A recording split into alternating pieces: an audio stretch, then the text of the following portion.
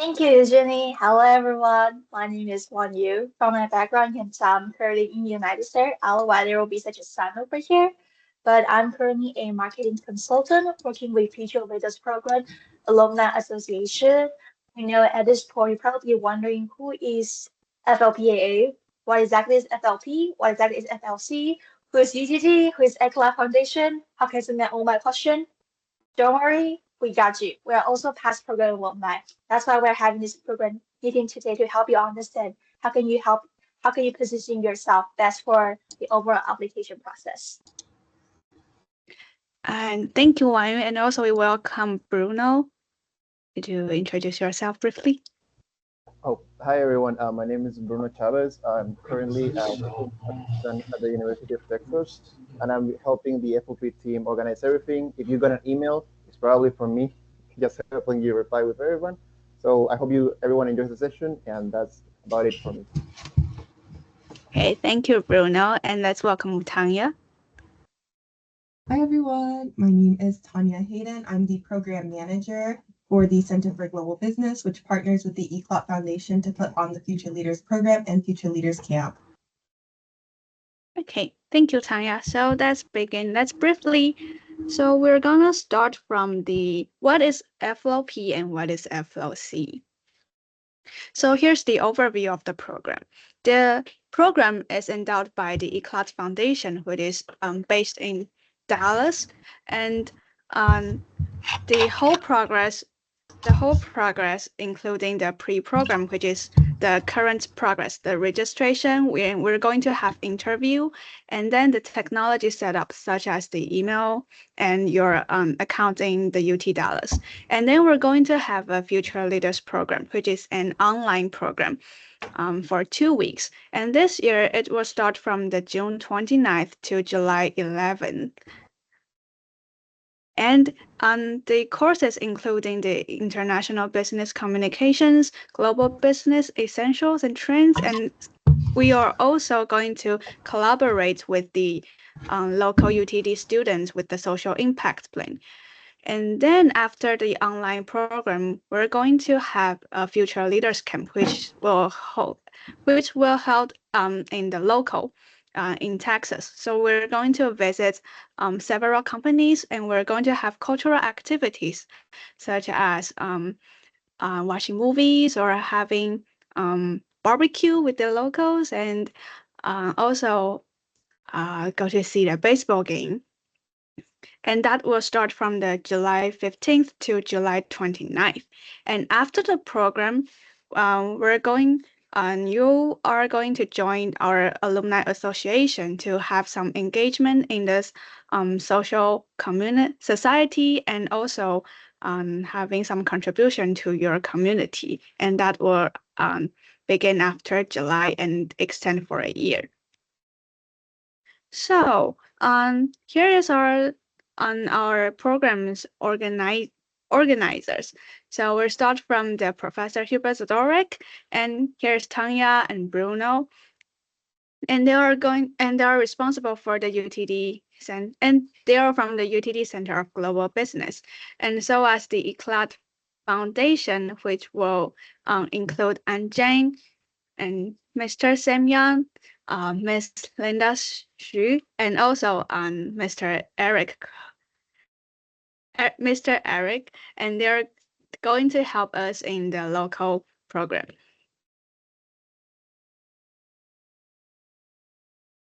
So here's the Future Leaders Program and the Future Leaders Camp. So the biggest differences between the two sessions is that the program is online and the camp is were held in the local places. So you're going to spend 2 weeks in Texas to visiting major companies to broaden your international business horizons. And you're going to have direct conversation to the CEO, to the COO, CFO in the company. And so as the online program, there's a lot of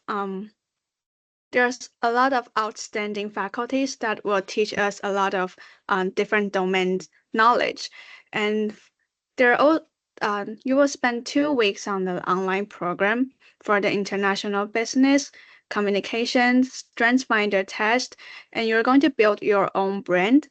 And the second week, you're going to learn more about the global business trends and some knowledge of the immigration law.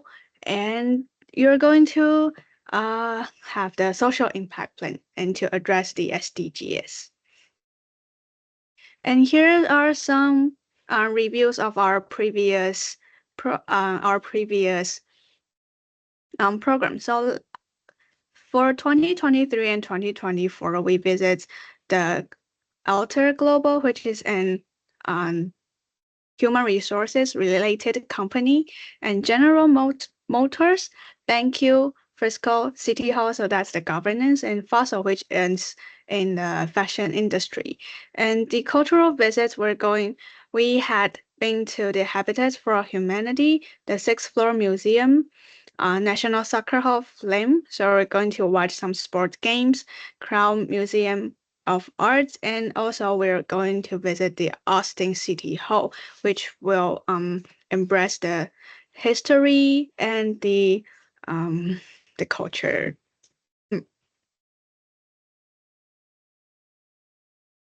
And so that's the previous student testimonials. Okay, and then after the program, you will join the Alumni Association. So we will have the alumni gathering twice a year or even more to engage everyone from 2019 alumni to the latest alumni. And we form a very warm group and a strong connection together. And here are some application details. So according to the registration details, you're going to have several documents to be ready, and these are all need to be in English. The first is your college transcripts, the official transcripts, or your college acceptance letter if you are in high school and ready to go to the college. And the second document you have to be prepared is your resume and the 2 recommendation letters and also your statement of purpose. And as for the investment, the local students for the local students need, if you want to participants both FLC and FLP, there's a 2,500 USD dollars for the local students. And as for the international students with the accommodation needs, you're going to pay 4,000 USD dollars for both FLC and FLP. However, the ECLAT Foundation offers scholarships. So if you want to apply for a scholarship, we're going to explain for you the details, like how you going to apply the scholarships and what's the questions you're going to answer. So this is the briefly introduction to the FLP and FLC. And let's move on to today's main points. So today's main points is the workshop. We're going to guide you how to write your documents and how to prepare your documents. Okay, so the first part is your transcripts. You have to prepare your official transcripts. And what is the official transcript? It will need to include the course titles, your grades, how many credit hours you have gained, and also your GPA. And also, the official transcripts need to feature an official seal or signature from your institution. So just be careful of all the details on the transcript. And then the second document you have to prepare is your resume. So what is a resume? The resume will showcase your qualification, like what is your skills, what is your experience, what is your education. And if you have no idea about how does a resume looks like, we have attached a link. So you can go to visit the UT Dallas Career Center, and the website will provide you several templates. So if you're an undergraduate, like for example, so you can download it. And here is the template. So can you help me to explain more detail about the resume? Sure, don't worry, Eugenie. So I know it makes look very different than the normal resume you will make in Taiwan. So in the United States, we have a really, really strict resume template. I know it may be really unexpected at how you guys usually imagine about America's freedom and culture, but when it comes to like business education, there are some strict rules that you probably want to know a little bit more about it. So to ensure that you are writing your resume in the right format, I highly recommend you going to our UT Dallas career website to download a resume template. Therefore, you don't have to waste the time in reformatting and you just need to copy paste for everything. Thank you, Eugenie. So, of course, when you download resume, please delete the part for do some undergraduate resume example. That's really just the title, so don't forget to delete that. And of course, put in your name. And if you have personal website or contact, feel free to post on top. I do say one of the biggest importance about the thing we want to know is how you are qualified for our program. So we want to know about all your past experiences that you think that will be most relevant to prove that you have both soft and hard skill to apply and be prepared for this program. And the way I recommend you all to write about your job description is not just write everything you've done, because when you write everything you've done, everybody can do so. So how can you become more special during this application process is to highlight what some contribution or result that you have the impact in the company. For example, I can say that I do Excel worksheet reconciling all the expenditure for my company. Sure, that's cool.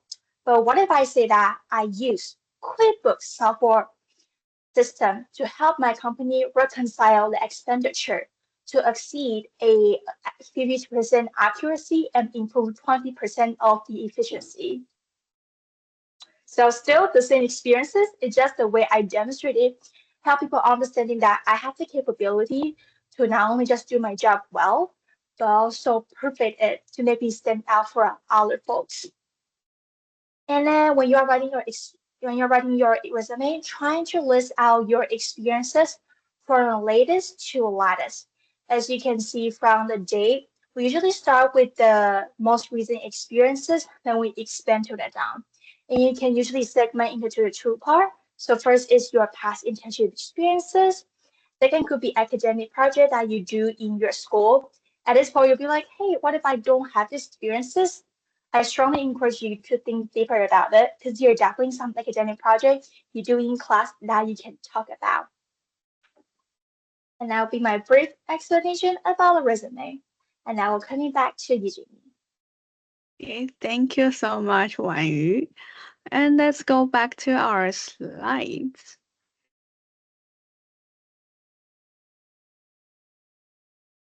Okay, so here's the resume, and we're attached the link for you for the reference. And the next document you are going to prepare is your statement of purpose.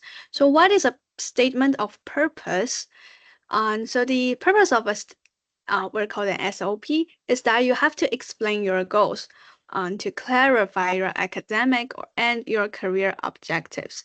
So regarding to the Future Leaders Program, you would need to know what is your purpose to apply for the program. And here's the structure of the statement of purpose for your information. So you have to think about the what. What is your accomplishment? What is your goals? And what problems or what challenges you aim to address through the program, and then you're going to figure out why you want to apply for the program. So you can think about your motivation, why you choose this program, and why now to apply this program. And also, you can think about why you fit with the program, why this specific program is the right choice for you. And the third main point of the statement of purpose you can think about is the how. So how you can plan to address your research, your challenges and your problems. How did you approach that?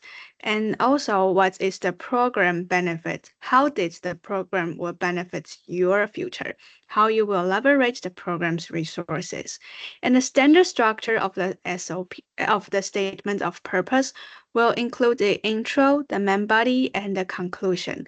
And we suggest that the format should be on 11 points 11 points font size and with the Arial font style and within one page. That's our recommended format. So that's the statement of purpose. And the fourth document you will have to prepare is 2 letters of recommendations. So you can ask your professors, your advisors, your community leaders, your employers, or someone who really knows about you to write your recommendation letter. And for some of the students, this program might be your first opportunity to ask someone to write you the recommendation letter. So here's the reference link for your information. And we also attach on the PPT on the slide, so we will send you via email so you can revisit the website again. So in this website, it will give you, oh, that's the statement of purpose. Okay, I'm going to revise the link. So as for the recommendation letter, the first thing is you have to recognize which professors or which advisors might know you, might notice you, and you could introduce yourself to those faculties. And the other method is to write a template by yourself and then send to the faculties so that they can have some revision or add some advice according to your templates. So that's the recommendation letter. So did Tanya or Bruno or Wang Yu, did you have any comments on the documents preparation? No, I think you covered everything fantastically. Thank you. Okay, so and then that's moving on to the scholarship application essay questions. So this year, if you want, the ECLAT Foundation offered outstanding student scholarships. So if you want to gain the opportunity of the scholarship, you will need to click the yes on the application process website, and we will explain that later. But during the scholarship application essay questions, there's going to have 5 questions, and you will need to answer at least 50 words per essay. And here is the scholarship essay questions. So the first question we will ask about what's your family current situation, and you can briefly describe your family members, and what environments did you grow up, and just a simple question that we want to know you more. And the second question is your current major and what is your favorite course, and how do you see yourself in 10 years? So that's another question that we want to know you more about your major, and how did you do in your major, and what did you think about yourself and your goal? And the third question is kind of the purpose question. Why did you decide to apply for this program? And what did you wish to learn from this program? So you can think more about the motivation parts, and so as having the reference to your statement of purpose. And the fourth question is, we want to know if you have any leadership characteristics or any leadership experiences, and you would like to share to us. And please provide examples. So we want to know the specific experiences, and if you can be more like specific and using a lot of figures, of numbers, that will be more clear for us to understand you. And the fifth question is, have you known the ECLAT Foundation, and did you participate in any events held by ECLAT Foundation, the experiences that you want to share to us? And also, um, you need to explain what kind of the public service projects you would like to engage in. So in the fifth question, you need to include two parts. One is how did you know ECLAT Foundation? And the second part is your future public service you might want to engage in. So I think you can just write, oh, you attend several info sessions, you attend on which info session the student led one or the professors, the officials one, that can totally include in these questions. So yes, and that's the scholarship application essays.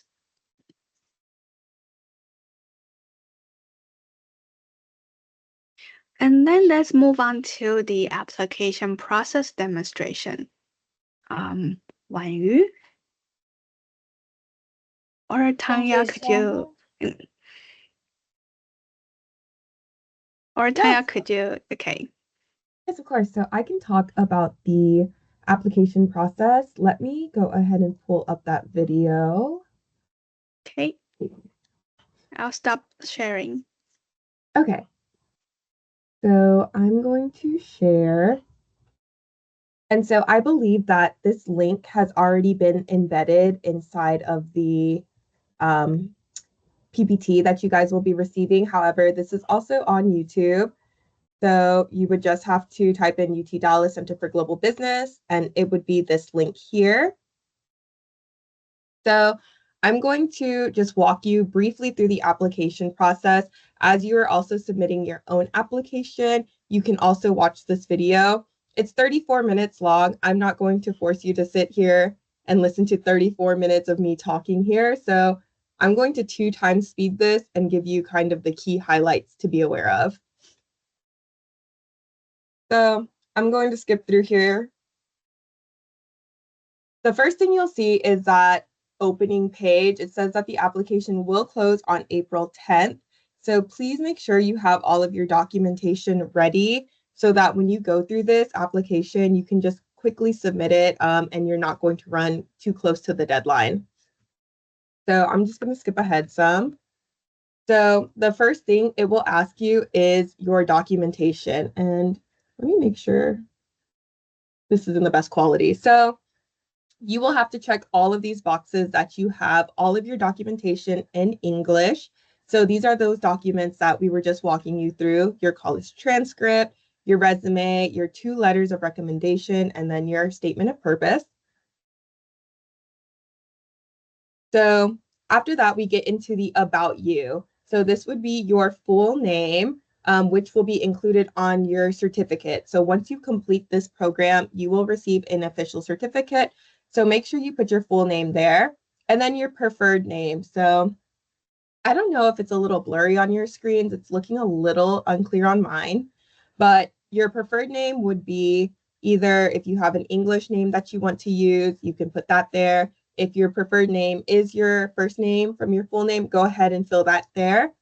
Next is your phone number and then your email address.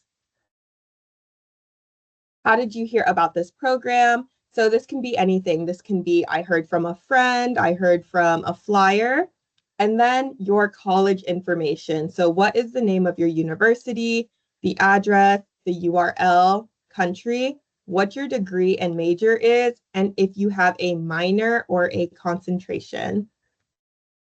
So that's me just kind of copying the address. Then your official college transcript.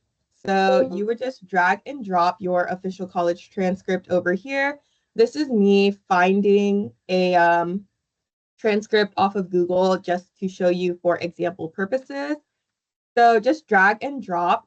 One thing to be aware of when you're submitting all of your documentation is the format. So you can submit it as a PDF file, you could submit it as a Word file, you can submit it as a picture. However, we prefer PDFs. So just going through, this is still me just talking about the resume. Then your first letter of recommendation.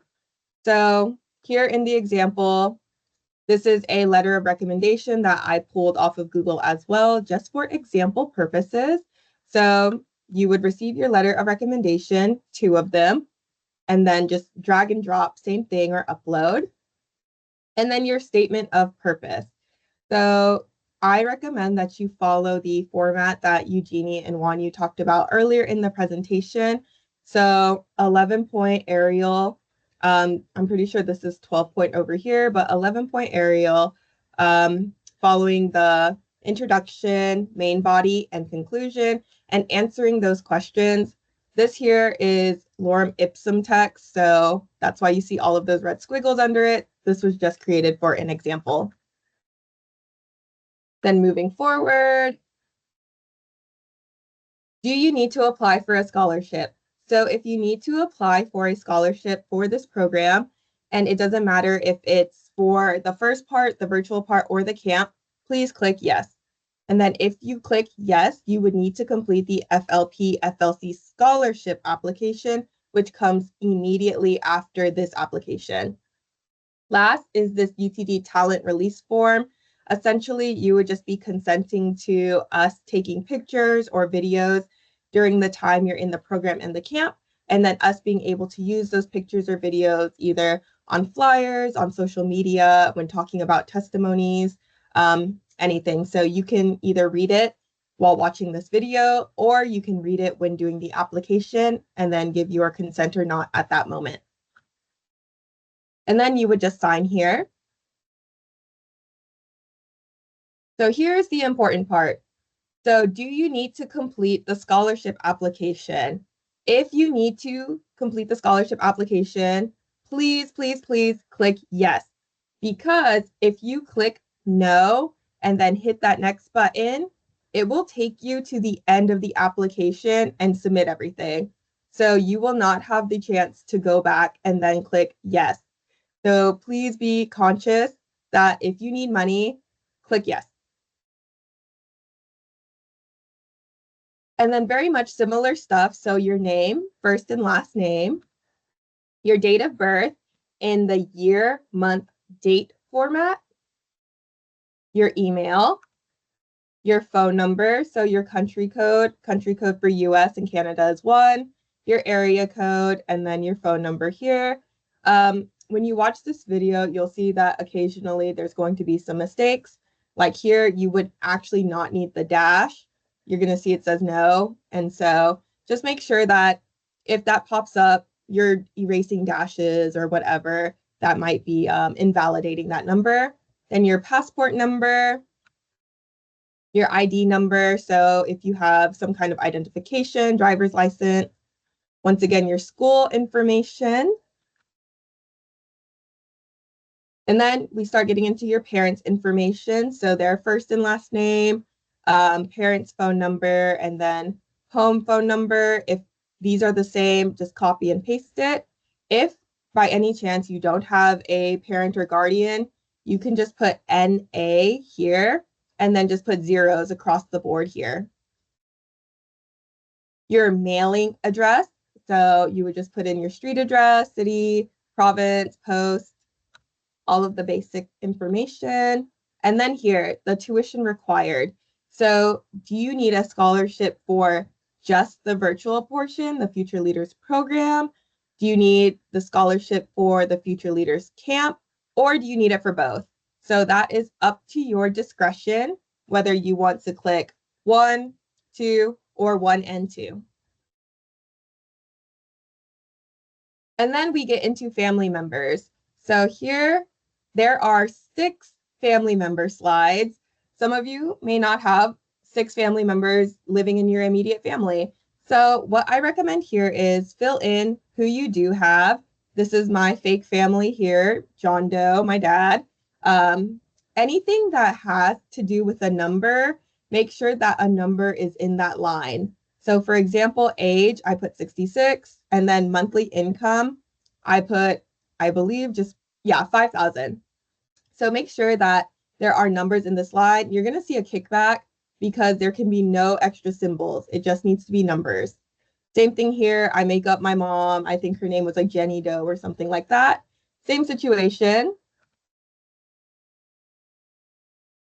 And then I believe I make up a sister too. Yes, Ginny Doe.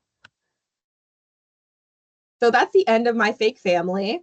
And once we get here, you see I put in NA and I got all kickbacks. So when putting in NA, when you no longer have family members you want to report, just do the 2 letters. Don't do any special characters. Here, I still have text where there should be numbers. So you're going to see it gets kicked back again. So make sure that you just put zeros there. So that happened 6 times. And then we get to your total monthly household income. So how much money does your total household bring in every month? And about how much do you guys spend every month? So I said my family brings in 9,000 every month and we spend 7,000 every month. Then your residence, are you renting where you live or are you owning where you live? And then any proof of financial needs. So that can be an essay, why you need the scholarship. It can be a bank statement showing that total monthly income and expenditure, any kind of supporting documentation that can help bolster your application to receive the scholarship. Then moving forward, just a simple question. Have you ever received ECLOT Foundation student subsidy or attended any ECLOT activities? And explain. All of you guys have attended an ECLOT activity, this information session here. So you can say, yes, I attended the FLPAA information session and learned XYZ. If you came to the other information session in February, you could talk about that one.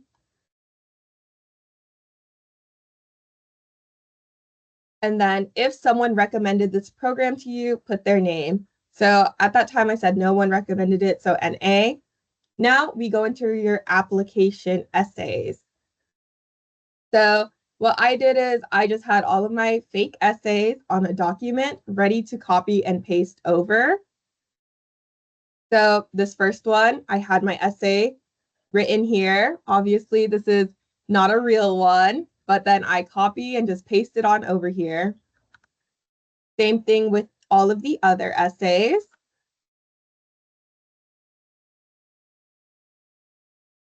One thing I would like to talk about specifically is this is a Future Leaders program. Do you have any leadership characteristics and provide examples?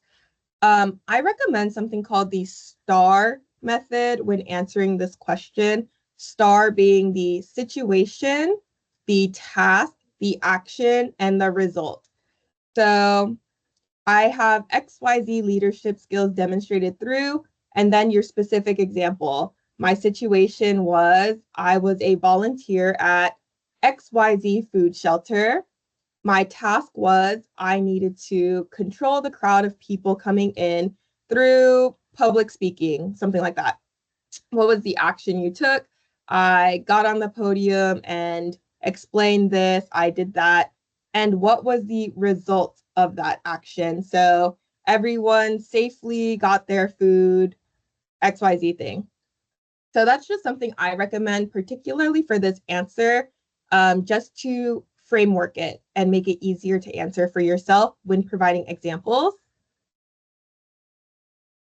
And then the last question, same situation. I copied and pasted my little fake essay here. And then you just sign it again. And then once you hit that last submit button, it says 100%, and you hit that, your application is now complete. One thing too to note is we recommend that you have all of your documents ready so that you can do this application in one sitting. However, if you do not complete the application in one sitting, I recommend you go up here and you copy this link and then you paste it into whatever document, or you bookmark it, you favorites it, whatever, so that you can come back to this exact link because it changes for every person. You can go back to your exact link and it will take you to where you left off in your application. And so that is everything for the application portion. Okay, thank you so much, Tanya. And that's really a detailed demonstration for the application. And let me share my screen again. So here's the last reminder for everyone. Make sure to have all the documents ready so that you enter the application website, and remember to copy your current process URL to ensure your application process. And the third one, the most important one, is you have to click the yes button if you need a scholarship. If not, if you didn't press the yes, it will immediately take you to the end of the application and submit it. So just be careful of these three, and if you have any questions, please here's the QA session, and that's Wang Yu, can you just help us the QA session? No problem. Okay, at this point, I believe everyone is overwhelmed with the information. So I'd like to invite everyone to take a deep breath. And then please use the reaction button to give Bruno, Tanya, and Eugenie a virtual claps for everything they prepare for these info sessions, because that's a lot of work. And I believe that's also a good exercise before you want to ask any question. So, okay, is it fine with highlighter in document? Okay, for the essay session, yes, if you want to make it segment much more clearly, but I'm encouraging you just use the bolded function to highlight it without using a color mark. And I also strongly suggest you when you are doing a statement of purpose, like when you try to emphasize and transition between each paragraph. I know in previous slide we've already teach you are some thing that we want you to answer on the each section. But remember, statement of purpose is the way you introducing yourself. So trying to emphasize the transition and you should be good. What is current process URL? Okay, this is a great question. So we all know that accident happen, especially in Taiwan. Your electricity might suddenly brokeage because by a bird or something like that.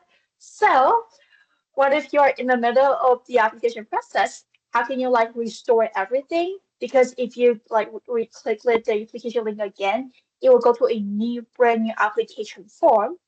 Therefore, what we should doing right now is just to copy the URL. So usually could you copy the core, could you highlight the core website URL for me? Yeah. Yes. Thank you. That is what we call current process URL. If your page is about some identified question, then you can just highlight the URL at that page. That's also the other reason why we encourage you to have everything ready by your side, especially with the answer. So at least if anything possibly goes wrong, you have something already on your file that you don't have to do it again.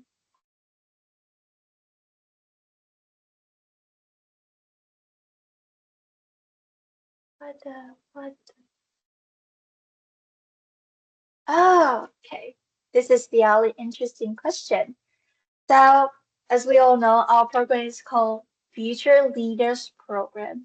So, something we focus more is about your leadership ability and how do you think about yourself. I know at this point, we're probably thinking about, oh my God, I don't have those extraordinary flash experiences working in Fortune 500 company, but that's okay. The program is not to eliminate and only like open for elite. The program is supposed to help you achieve and better of yourself and become the leadership in the future. So that's why we wanted to learn about what do you believe in yourself that you have the leadership potential because we can train people to become a leader only if they believe themselves that I am the leadership. I believe everyone all have the leadership capability.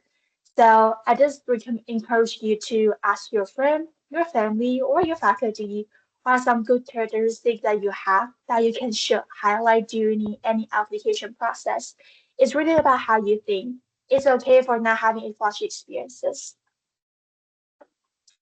One thing I would like to share about the capability interviewers really most focus on is the first year I applied for the program was my when I was freshman.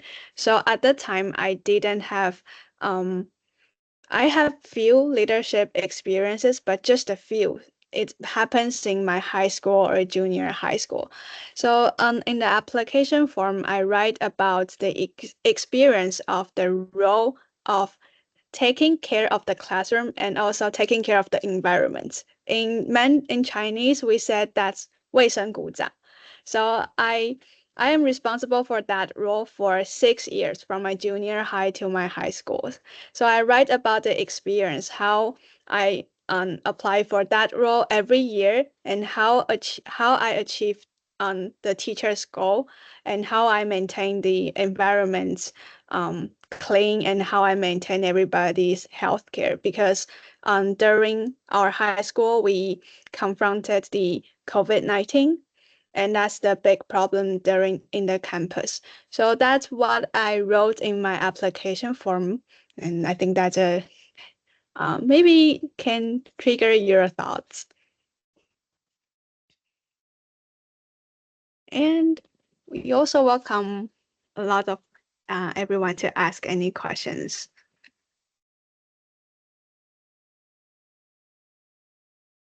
And at the time everyone is thinking about, I would like to invite Bruno to share your like international experiences. Like what is the importance of this kind of international opportunities for you? Oh, for sure, definitely. I would say that international experiences are very important in terms of when you want to broaden your horizons, meaning that you are most people will try to learn something in one place, like in their own home country, and it will be nice. But the experience of going to a different country and actually studying, learning, seeing everything with local people, it's completely different. For example, I tried to learn English in Peru when I was living there because I'm Peruvian born, and I learned a lot. But as soon as I set foot in the US and I tried to do it, everything was new. I had the basis and I was able to communicate with everyone, but you learn a lot about how people act, how they interact, what are some cultural norms, how can you interact with a team. And having been with UTD for my undergrad and now doing my master's degree, I can say that the faculty there and the students there are very diverse.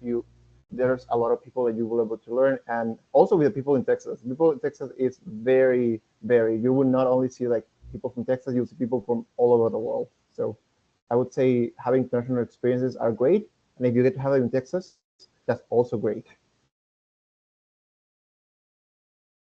Thank you, Bruno. And Wan Yu? Oh, thank you so much. So just quick supplement information. If you're really kind of unsure or some theoretically speaking definition about quality for leadership, then you can click the course for sure that Bruno used to send you in the email. We have listed out all the leadership capability that you will gain after graduating from a program. So if you have already have those capability or still developing, welcome to talk about it in class. And if you're just beginning about it, that's great actually, because you can talk about I hope after completing this program, I will be able to further cultivate this leadership characteristic because I believe it will help my future career wise.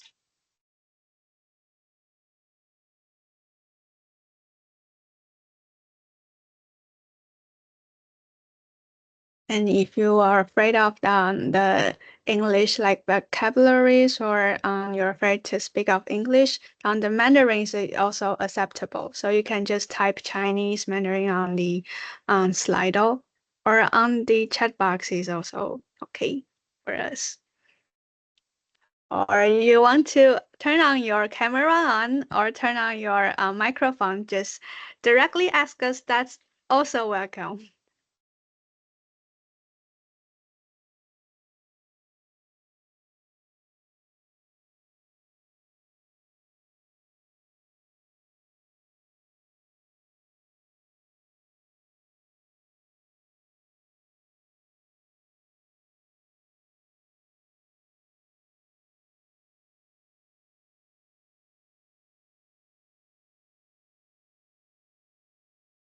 And I think this is really encouraging for four of us that there's so many people online with us.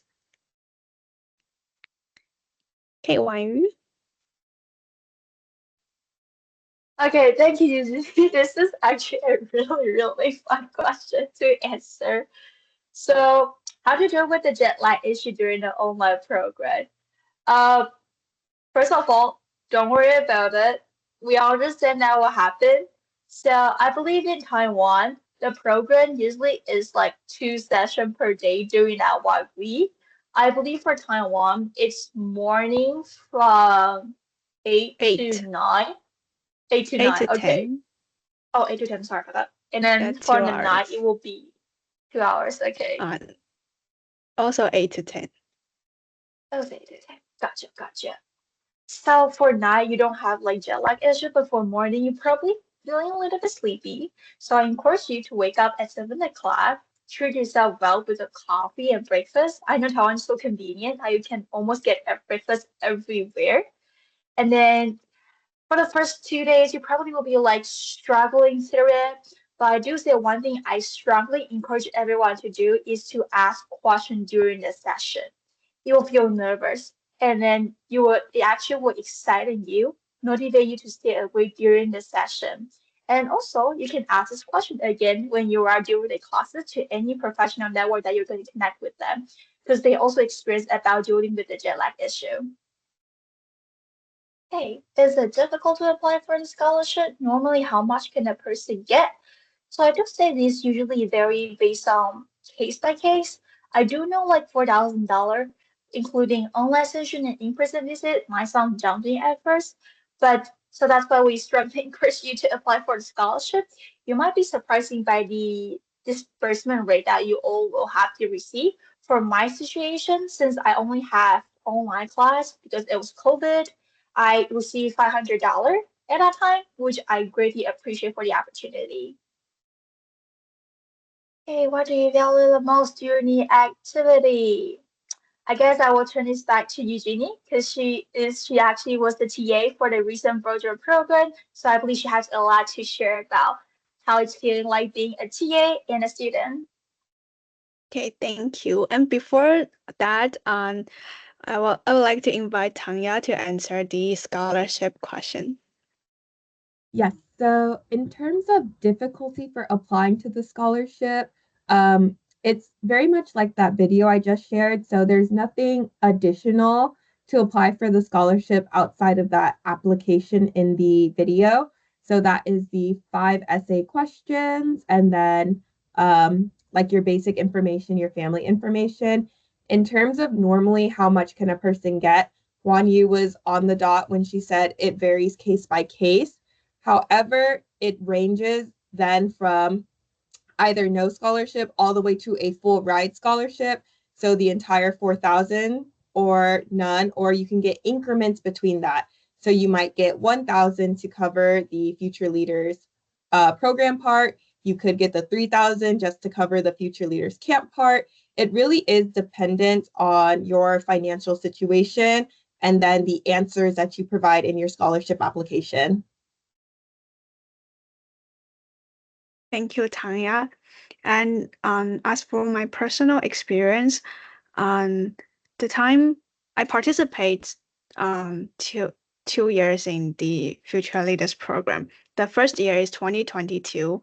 I only applied for the online session because owing to the COVID-19. And in 2023, I also gained scholarship to visit Texas. So it would be kind of difficult to apply for the scholarship, but it's we encourage everyone to try to apply the scholarship because the opportunities is there. Mhm. Okay, and what do you value the most during the activity? So my experiences, I joined the program since 2022, and it was my first year in college. And that year, I was a really shy girl, and I really afraid of speaking in public. Don't even mention in the online world. It's really hard for me to turn on my mic and turn on the camera to speak out. But after the 3 years training, I am available and I am willing to speak in front of you and to hold several info sessions like in-person info sessions or even online info sessions in Mandarin or English. So these 3 years, the program gives me a lot of opportunities to train myself